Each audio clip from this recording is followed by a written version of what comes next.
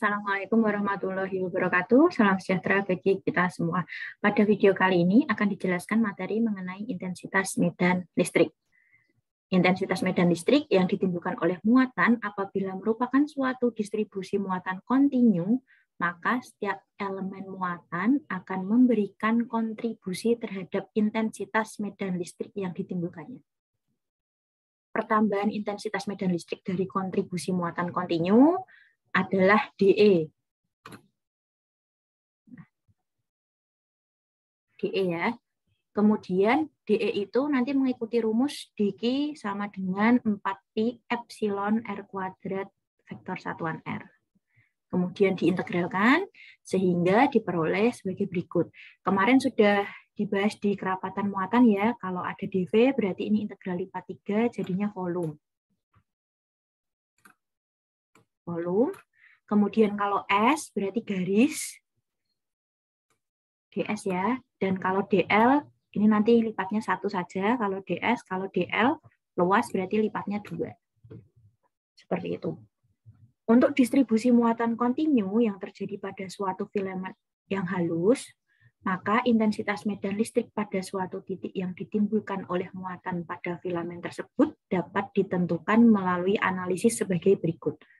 Tunggu sebentar. Nah, gambarnya seperti ini. Kalau dilihat gambarnya sederhana ya, tetapi sejarahnya panjang banget gitu. Coba saya ceritakan sekilas saja ya. Jadi intinya di sepanjang sumbu Z yang saya beri garis merah ini, anggap aja lurus ya. Di sepanjang sumbu Z ini ada muatan berbentuk garis. Nah, muatan itu nanti berhimpit dengan sumbu Z. Karena ini muatannya berbentuk garis, maka punya kerapatan muatan berbentuk garis juga. Atau nanti disebut ρL. Gitu. Satuannya kolom per meter. Perlu diingat, E itu nanti medan listrik ya. Nah, bagaimana menghitung medan listrik di titik P? Kalau misalnya P-nya di sini. Nah, ini misalkan titik P. Ini. Nah, bagaimana menghitung medan listrik di titik P ini? Oleh distribusi muatan garis yang panjangnya tak berhingga. Karena perlu diingat, di sini kan sejajarnya sumbu Z. Sumbu Z-nya tak terhingga ya, ke atas maupun ke bawah. Gitu. Langkahnya nanti dicuplik saja suatu garis yang sangat kecil mendekati 0, yang disebut sebagai dQ. Nah, dQ-nya nanti di sini. Kita misalkan di sini nanti ada dQ. Nah, di sini. Ini adalah dQ. Dengan dQ-nya, ini rumusnya Rho L D Z. Nah, seperti ini. Ingat, ini Rho, ini P. Nah, kalau sudah seperti ini kan berarti nanti dQ-nya bisa dihitung ya, sama-sama diintegralkan. Sedangkan nanti di sini titik dQ-nya itu bisa disebut juga nanti ada titik 0,0, karena ini sumbu Z, nilainya tidak diketahui ya, kita misalkan saja Z aksen. Nah, seperti ini. Dari dQ di sini, nanti ada suatu vektor yang menuju ke arah titik P di garis resultannya. Nah, ini nanti yang disebut dengan vektor satuan dari R. Nah, seperti ini. Kalau sudah, Z ini nanti ada juga yang menyebutkan R aksen. Sedangkan letak ρL-nya itu di sini. Ini ρL. Maaf, harusnya L-nya indeks. ρL-nya itu garis yang ini, sejajar sumbu Z, berhimpit. Ini ρL. Harusnya lurus ya, anggap aja itu lurus. Itu namanya ρL.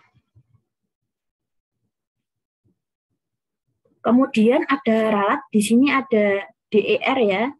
DER ini ada juga yang menyebutkan DE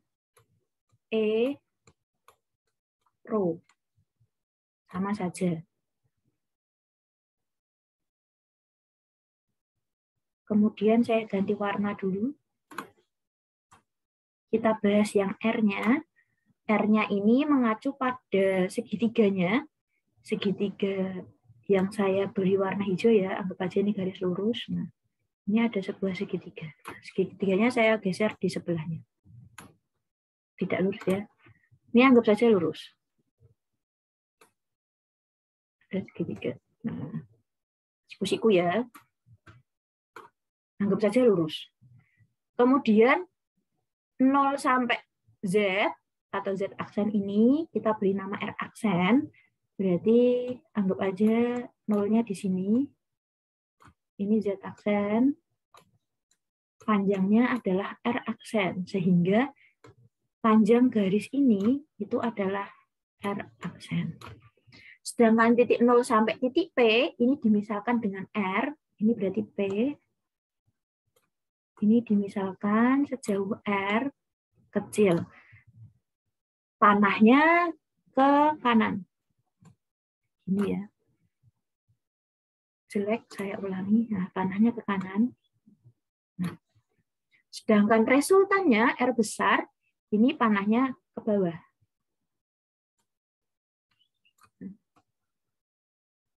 Masih ingat penjumlahan vektor? Kalau ada gambar segitiga, berarti kita cari panah yang saling bertubuhkan.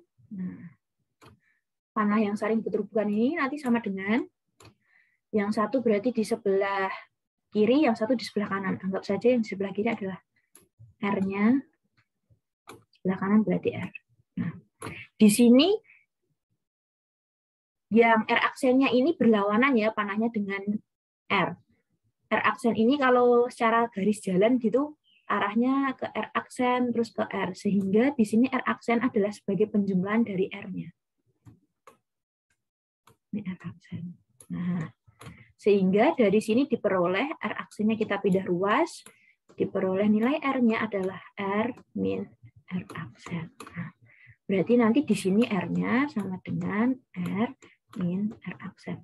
Kalau bingung nanti coba dibuka aljabar linear bab vektor yang gambar vektor. Nah, itu. Vektor segitiga di sini nanti ada. Nah, di sini ada P, ada Z. Oh, maaf, ada rho, ada Z, sehingga koordinat yang dipakai nanti adalah koordinat silindris atau koordinat tabung. Gitu.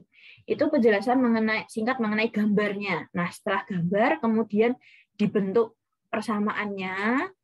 Nah, ini kalau dijelaskan nanti bisa sampai malam ya, nggak selesai, sehingga saya skip saja penjelasannya. Misalnya kalau mau bisa membaca buku di perpus karangannya William, judulnya Engineering Electromagnetic. Nah, itu nanti di perpustakaan ada. Kalau mau tahu sejarahnya, silakan dibaca saja di sana. Gitu ya. Nah, setelah sejarah ini, nanti kalau mau mencatat, silakan di-pause dulu. Saya hapus dulu. Nah, setelah sejarah yang panjang tadi, intinya, karena nanti kita cuma pakai rumusnya kan ya, kalau misalnya mau pakai rumusnya saja, intinya itu nanti adalah ke sini. Nah, rumusnya didapat di sini. Tapi kalau mau ada yang penasaran dengan sejarahnya, tanya saya langsung juga boleh. Nanti saya jelaskan. Nah, dari sini diperoleh, kalau misalnya nanti ditanyakan medan listriknya gitu ya, langsung pakai rumus ini saja boleh. Gitu. Ini untuk infinite line charge yang tak terhingga, gitu ya. Ini juga terkadang ada yang menuliskan seperti ini rumusnya. E sama dengan rho L per 2 pi epsilon 0 rho H rho. Nah, ada juga yang seperti ini. Ini nanti ada dua bentuknya, infinite dan finite. Tak berhingga dan berhingga. Untuk infinite-nya yang ini. Yang berhingganya nanti di bawahnya. Rumus ini ada juga yang menyatakan ini sebagai rho, ada juga yang menyatakan sebagai R. Seperti yang nah di sini. Kalau di sini R berarti ini nanti AR, bukan arrow. Kalau di sini rho berarti ini arrow. Menyesuaikan hurufnya. Satuannya ingat Newton per kolom. Itu untuk medan listrik distribusi kontinu kasus infinite line charge. Kemudian selanjutnya ada finite line charge. Ini nanti berarti intensitas yang ditimbulkan di titik P sebesar, nah dapat rumusnya ya. Ini. Kurang lebihnya sama. Nanti bedanya kalau di sini cos θ-nya nanti sudah dianggap 1 ya, tetapi di sini cos θ-nya nanti diisikan atau berpengaruh gitu. Perlu diingat sudutnya dimulai dari 180 sampai dengan 0 atau min Z sampai dengan plus Z gitu ya. Jadi kalau misalnya ada 135 dan 45 yang sebagai nilai awalnya bukan yang kecil tetapi yang besar. Karena di sini dimulainya dari 180 sampai dengan 0. Dari min Z sampai dengan plus Z. Itu yang perlu diperhatikan.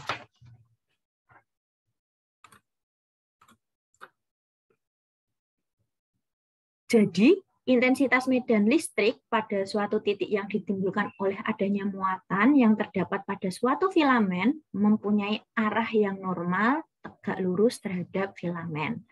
Untuk muatan filamen yang panjangnya tak terhingga, mempunyai intensitas medan listrik yang berbanding langsung atau berbanding lurus dengan kerapatan muatan garisnya dan berbanding terbalik dengan 2π epsilon R.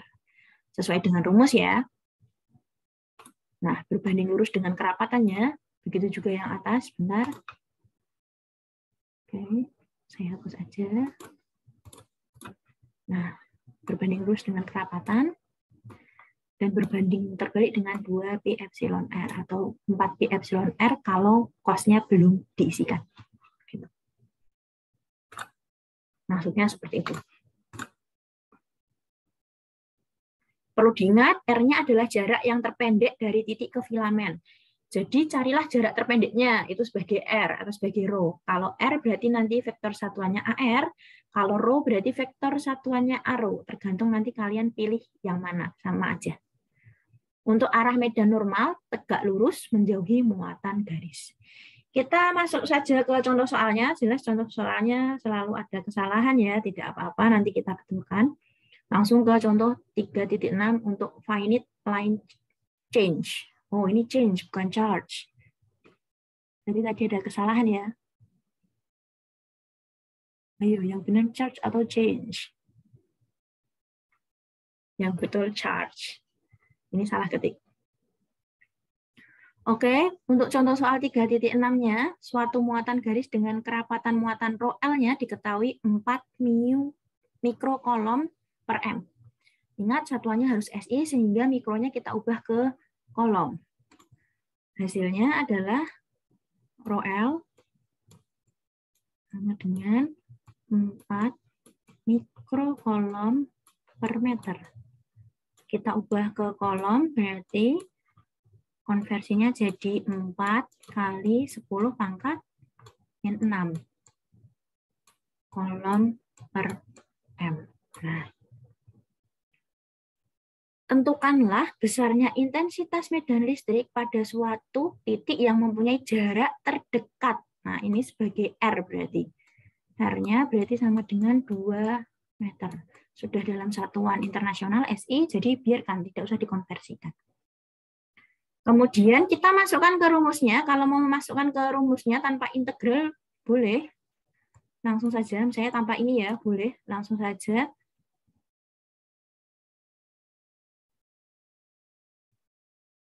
Pakai rumus yang ini. Nah. R-nya kecil. Nah, ini ya. Langsung saja pakai yang kecil. Kemudian kok bisa dapat 45 sampai 135 gitu ya. kebalik 135 sampai 45 caranya gimana? Caranya di sini kita lihat dulu ada titiknya dari min 2 sampai 2. Berarti titiknya di sini. Min 2 sampai 2. Nah, di sini ada keterangan jarak terdekat R-nya 2. Nah, berarti 2-nya di sini. Dari sini, di sini 4, berarti panjang segitiganya adalah segitiga sama kaki. Sama kaki, di sini siku-siku, berarti sisanya dibagi 2, 45 dan 45. Nah, ketemu sudutnya 45 derajat. Kalau sudah ketemu sudutnya, ini adalah sudut yang saling berpelurus, totalnya adalah 180. Kalau di sini sudah 45, otomatis lawannya adalah 180 dikurangi 180 kurangi 45, hasilnya 135. Perlu diingat tadi 180 sampai 0 ya, berarti yang besar ditaruh di bawah, 135-nya taruh di bawah, 45-nya taruh di atas. Ingat, ini dari definisinya tadi, 180 sampai 0. Berarti yang di bawah itu malah yang besar, bukan yang kecil. Nah, dari sini baru dimasukkan ke dalam rumusnya. Berarti rumusnya saya tulis ulang lagi saja. ER, ini. Karena pakainya finite, berarti kita pakainya yang rumus finite, yang paling bawah tadi, rho L, 4pi, ya, epsilon 0 R, cos theta. Dengan nilai tetanya itu sama dengan yang paling besar 135 ya, derajat sampai 45 derajat. Nah, kalau sudah tinggal dimasukkan saja, rho L-nya berarti 4 kali 10 pangkat min 6 per O ya, satuannya lupa. Untuk nah, satuannya kolom. Ya. Kalau sudah, kita lanjut 4, ininya pi, epsilon 0-nya itu 8,854. Ini sesuai dengan ketentuan halaman 19 ya. 10 pangkat min 12, R-nya tadi 2 meter. 2. Nah, ini. Terus kalikan cos.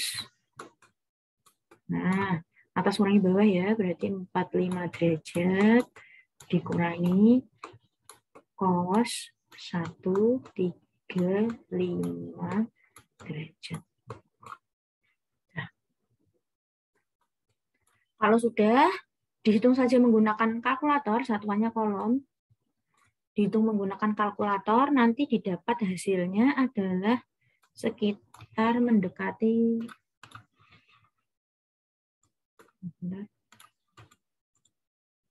253 kali 4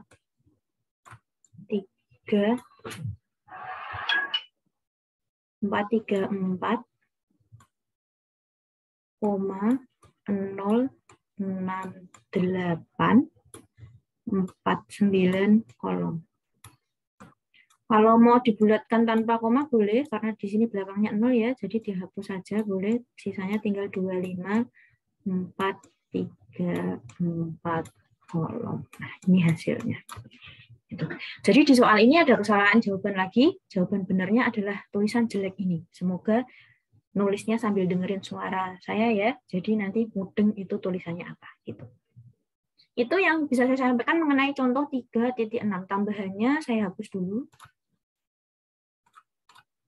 Nah, apabila suatu muatan listrik yang merupakan muatan permukaan bidang datar dengan kerapatan permukaannya ρS, maka intensitas medan listrik yang terdapat pada suatu titik yang ditimbulkan oleh muatan permukaan tersebut ditentukan dengan analisis sebagai berikut.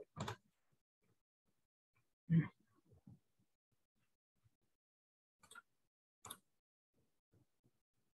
Di sini yang perlu digarisbawahi bahwa dimisalkan dulu ada titik P-nya X0, X 00 gitu ya, sebesar DE-nya adalah sebagai berikut. Dengan R-nya itu nanti akar dari X kuadrat ditambah Y kuadrat.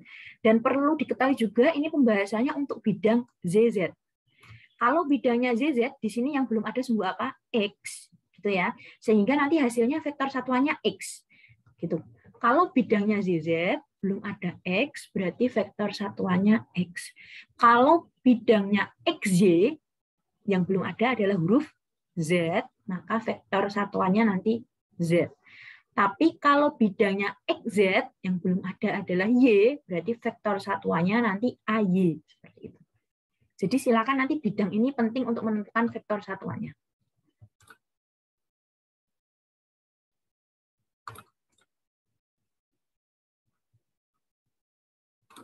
Nah, dari sejarahnya, panjang ya, tapi kita pakai rumusnya saja. Karena bidangnya tadi ZZ, ini ya, berarti vektor satuannya adalah AX, nanti hasilnya satuannya Newton per kolom. Karena di sini AX berarti ininya EX. Gitu.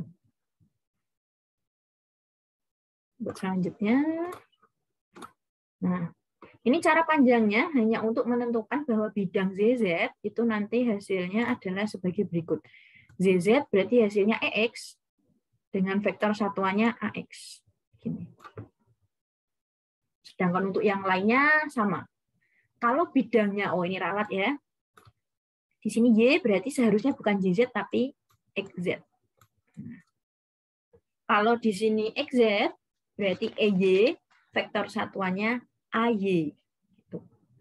Sedangkan di sini bidangnya yang belum ada bukan XZ ya, XZ sudah dipakai atasnya, ZZ juga sudah, berarti yang belum ada adalah XY. XY-nya belum dituliskan, saya tuliskan dulu. Kalau XY berarti vektor satuannya Z. Nah, sama dengan rho S-nya sama, 2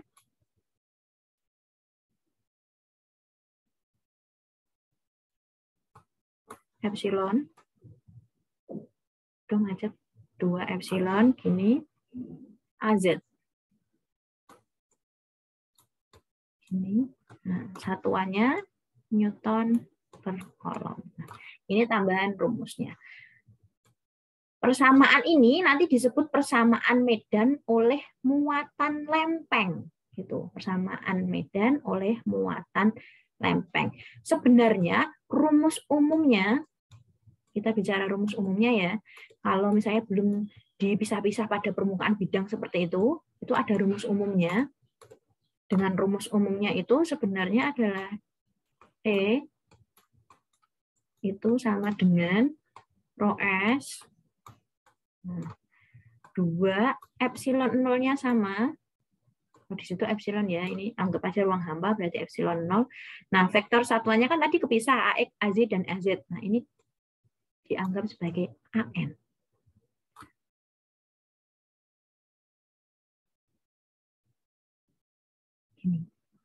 Nah, si AN ini ada yang menuliskan N kecil, ada yang menuliskan N besar.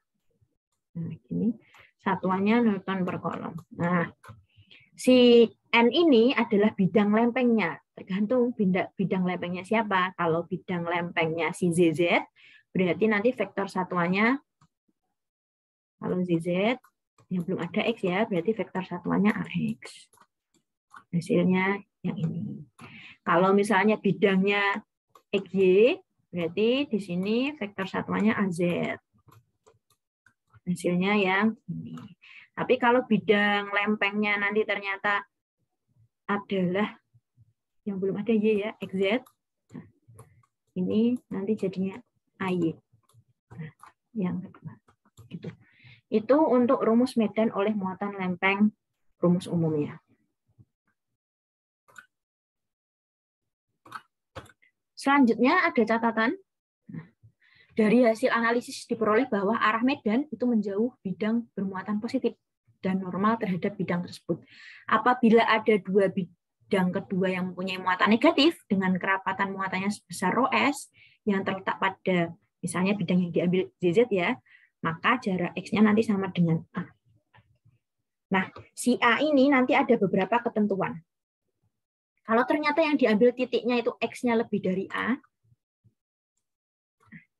Berarti di sini E plusnya, ini plus, itu positif. Rho S 2 epsilon, ini epsilon ya. Nanti silahkan diganti. AX, ini berarti harusnya epsilon. Dan negatifnya ya negatif gitu. Sehingga kalau dijumlahkan E positif dan E negatif itu harus sama dengan 0 gitu. Tapi kalau misalnya X-nya negatif kurang dari 0, itu maka kebalikannya. Yang positif itu malah justru negatif. Ini saya ralat lagi tulisannya saya. Ini positif, ini harusnya negatif. Tetapi yang negatif itu malah positif. Itu untuk X-nya negatif. Sehingga jumlahnya juga harus sama dengan 0. Tetapi kalau ternyata bukan di antara dua ini ya, tapi X-nya di antara 0 dan A, itu keduanya positif. Nah, gini. E negatifnya juga positif. Di sini masih ada AX-nya harusnya. Sehingga kalau dijumlahkan, penyebutnya sudah sama-sama 2 epsilon ya. Ini nanti silakan diganti epsilon saja. Penyebutnya sudah sama-sama 2 epsilon. Sehingga 2 epsilonnya saya tulis, sudah sama penyebutnya. Tinggal yang atas, rho S ditambah rho S, hasilnya 2 rho S. Vektor satuannya AX. Gini. Nah, di sini sama-sama punya 2 ya, sehingga 2-nya bisa dicoret, sehingga hasilnya ketemu rho S per epsilon AX. Itu untuk E plus E negatifnya. Gitu. Itu mengenai bidang kedua yang mempunyai muatan negatif dengan kerapatan muatan sebesar rho S yang terletak pada bidang ZZ pada jarak X sama dengan A. Ada 3 kemungkinan. Langsung saja kita masuk ke contoh soal. Contoh soal 3.7. Muatan garis sepanjang sumbu Z mempunyai kerapatan muatannya rho L 5 kali eksponensial min 2Z. E pangkat min 2Z. Satuannya kolom per meter. Yang ditanyakan besarnya intensitas medan listrik yang terdapat di suatu titik yang mempunyai jarak terpendek dengan sumbu Z-nya sebesar 5 meter pada ruang hampa. Nah, cara menjawabnya sederhana sekali ya. Nah, gini. Kita tulis dulu yang diketahui ada rho L-nya. Rho L-nya sudah satuan internasional, 5 E pangkat min 2Z kolom per meter.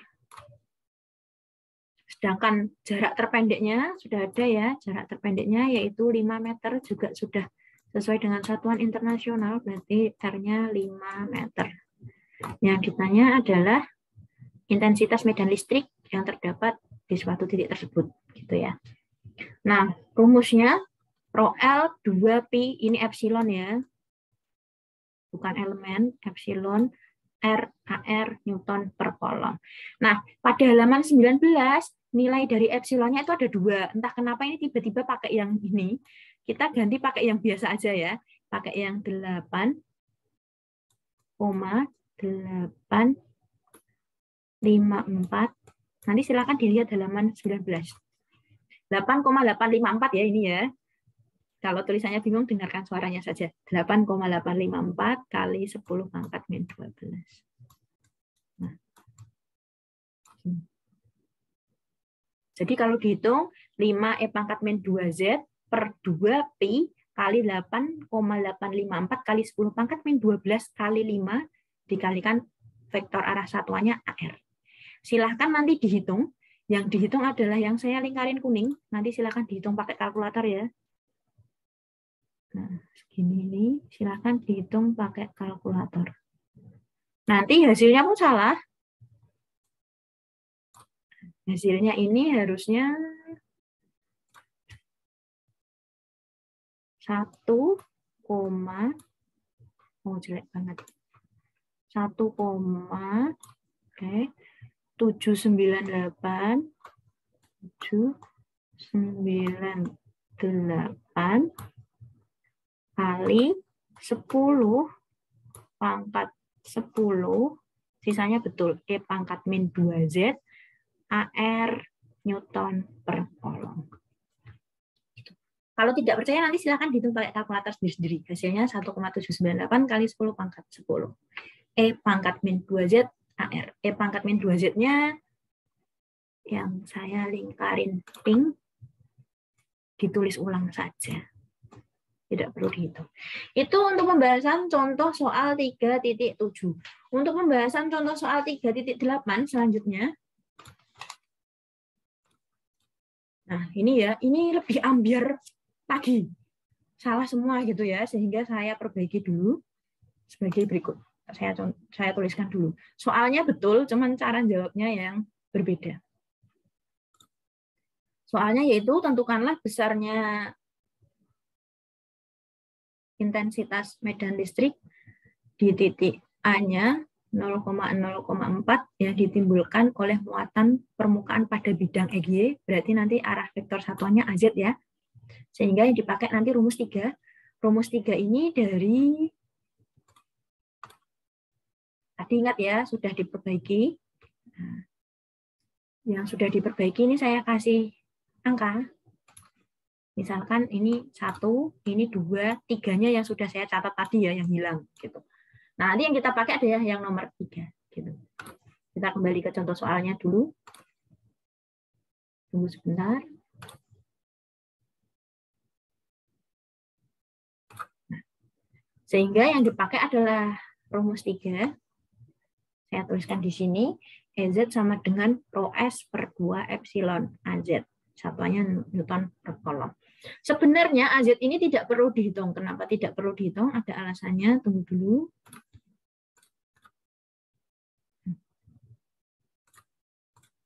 Alasannya seperti ini. Kalau mau dihitung tidak apa-apa. Titiknya adalah A 0,4 ya. Dengan titik asalnya 0,00. Kemudian seperti biasa, kalau kemarin kita nyari R, di sini karena di sini AZ, berarti kita cari Z-nya dengan rumus yang seperti biasa. AX min OX. Vektor arah satuan X ditambah AY OY dan seterusnya ini. Kemudian kita masukkan angkanya sehingga ketemunya 4 AZ. Kemudian kita cari magnitudenya atau magnitudnya atau besarannya, didapatkan 4. Dah. Kalau sudah kita cari AZ-nya, nanti akan didapatkan AZ itu sendiri. Sehingga rumus ini tanpa mencari yang saya lingkarin kuning, tanpa mencari ini, itu boleh langsung saja pakai rumus ini. Sehingga hasilnya sebagai berikut. Nah, rho S-nya tadi 4E pangkat min 2Z ya, kolom per meter persegi. Nah, kita masukkan 2 epsilon, epsilonnya ruang hampa, berarti pakainya 8,854, 10 pangkat min 12, di sini 2, sudah. Dihitung saja, nanti hasilnya adalah 2,259 kali 10 pangkat 11, jangan lupa, E pangkat min 2Z kali AZ, satuannya Newton per kolom. Itu untuk pembahasan contoh 3.8-nya. Jadi silakan nanti disesuaikan dengan jawaban yang benar. Itu yang bisa dapat saya sampaikan tentang intensitas medan listrik. Berarti modul bab 3 yang sudah saya bagikan selesai ya, katam ya. Nah, sudah selesai semua mengenai hukum kolom dan intensitas medan listriknya. Akhirnya setelah penjelasan panjang lebar tentu saja ada beberapa soal di bawahnya. Nah, ini soal yang ke-9, yang A sudah dikerjakan sebagai nilai keaktifannya, sedangkan yang B, C, D, E belum dikerjakan sama sekali. Kalau misalkan ini nanti menggunakan nilai keaktifan, saya yakin tidak selesai karena rangkumannya lumayan banyak. Sehingga silahkan setelah merangkum, jangan lupa poin 9B, C, D, E juga dikerjakan dan diikutkan dalam rangkuman. Saya ulangi lagi, latihan soal 9B, 9C, 9D, dan 9E dikerjakan dan dimasukkan bareng rangkuman. Gitu ya. Itu yang bisa saya sampaikan mengenai materi intensitas medan listrik dan akhir dari rangkaian bab 3 hukum kolom dan intensitas medan listrik. Terima kasih atas perhatiannya. Mohon maaf jika ada kesalahan. Apabila menemukan kesulitan, jangan sungkan-sungkan, silakan tanya saja di forum. Saya akhiri sekian. Terima kasih. Sampai jumpa di video selanjutnya.